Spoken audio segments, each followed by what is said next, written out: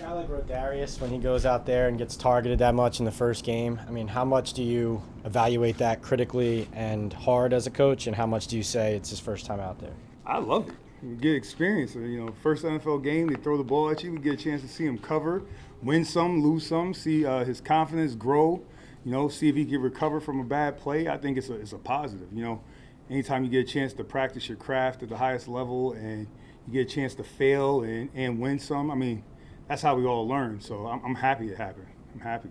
Around this time last year when you guys lost Xavier for most of the season, just curious your thoughts on where he is as a player right now and maybe the growth since he's been in your program. I think Zay, I call him Zay, but so I think Zay, the thing is, how many games does he actually have under his belt right now? It was about 4, I think, about 4 games. So he's still in that he's still young and in the process of learning the NFL game.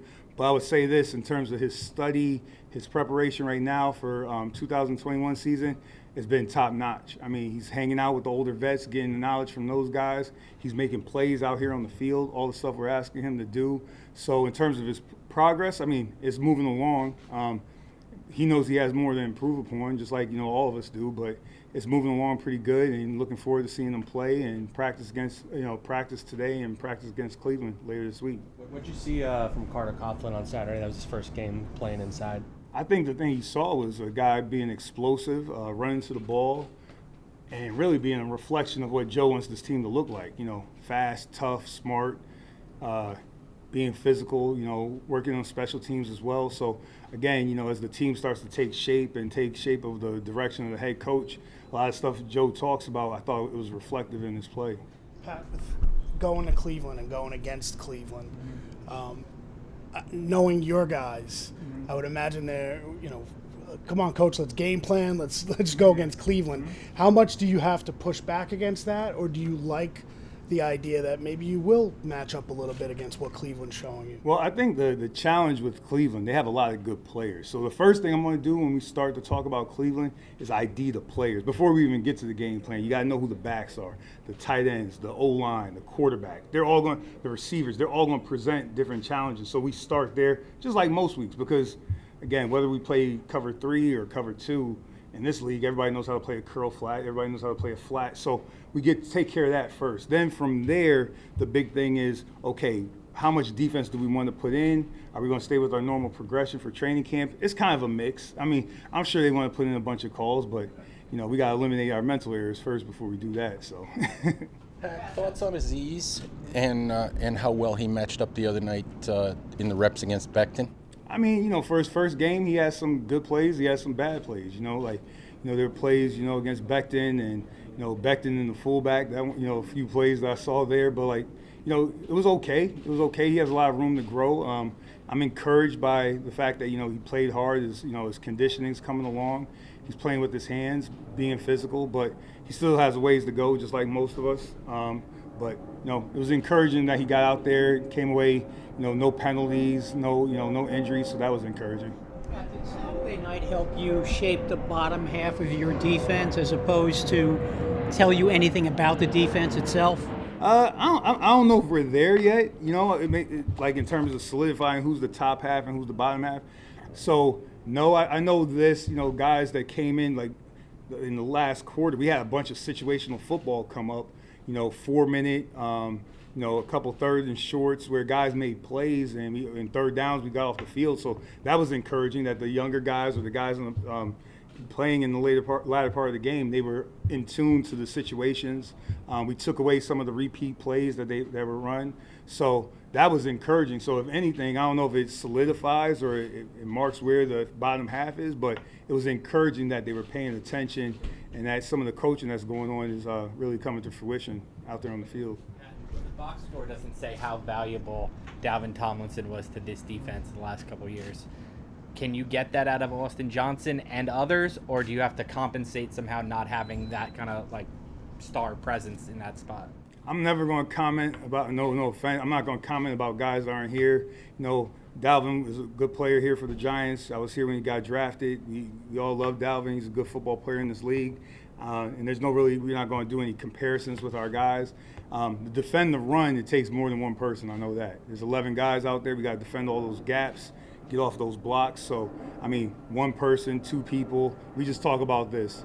Whether it's Austin, Dex, Leo, Blake, JB, Dory, we can't go 1-for-1 in the run game. So that's the big part about that. Like, no matter what position you play, we don't go 1-for-1. So that's what we're trying to build, that type of play style out there. So, I mean, that's my answer on that.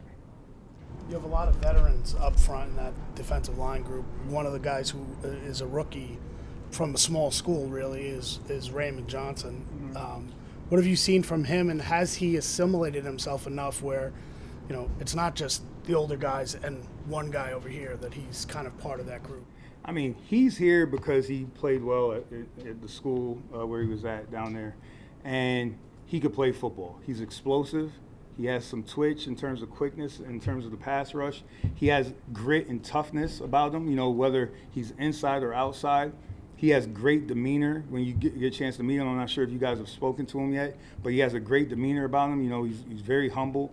So, I mean, he's setting himself up to have a good chance to compete, to see if he could play in this league. And I'm excited about seeing what he could do, you know, but he still has a long way to go. I mean, especially that position. Nothing in the spring really mattered. You hit some sleds and all that stuff. None of that stuff mattered. Now he has pads on, and he's trying to see if he could play ball. And he's learning as he goes, but, you know, luckily he has Spence, he has Kevin, myself, Joe. Joe wants to be a D-line coach too. Sometimes, you know, he probably got four or five D-line coaches over there, you know, so he'll be good. Is it important for a guy like that to get reps like this week in Cleveland? Like it's important for all of them to get reps, but yeah, whether I don't want to differentiate, because however you got here, you get here, you know, and like you get here and you play ball because you were successful somewhere else. So all the reps are important for everybody. To be honest with you. I've heard some more reps, some first-team reps from Aziz over the last couple weeks. Just curious, his progress and how high can his ceiling be as a rookie? I think Aziz is coming along, you know, nicely. I mean, just like a lot of the guys, you know, whether, you know, it's Aziz, you know, Raymond, we talked about him, you know, Rowe, I'm encouraged with what's going on with Rowe. But, I mean, they don't really know NFL football yet. You know, what does he have, a quarter underneath his belt? I mean, like, again, I mean, he's got a long way to go. I mean, he'll figure it out at some point. I mean, I'm in my 13th year. I'm still trying to figure it out, you know? So, I mean, you know, I would say this. Like I said last week, he's physical. He plays with his hands. He's learning from his mistakes, so that's all encouraging. How much will he learn over the next 2 weeks going against Cleveland? I don't know, but I know this. Cleveland's O-line is pretty good. The backs are pretty good. Quarterback's good. Receivers are good. Did I miss anybody? Tight ends are good. So, I mean, yeah, we're going to learn a lot. Pat, what do you need? So you have Blake Martinez. For that next linebacker, either playing alongside of him or behind him, what are the qualities you're looking for the guy who grabs that spot? All right. Team first, football position. You know, like all the stuff we talk about, that's how we evaluate these guys, value the process. And then in terms of the football part of it, football position, I'm looking for someone that's, you know, plays with his hands, plays with good knee bend, knows where to be. You know, and, you know, you want something that complements. It all depends on what the call is, what the personnel grouping is. I mean, you know, we mix and match so much, you never know. I mean, like, it might be a coverage guy. It might be another run guy. It might be a blitzer. We just mix it up and just see how it plays out based on what the plan is for that game, if that makes sense.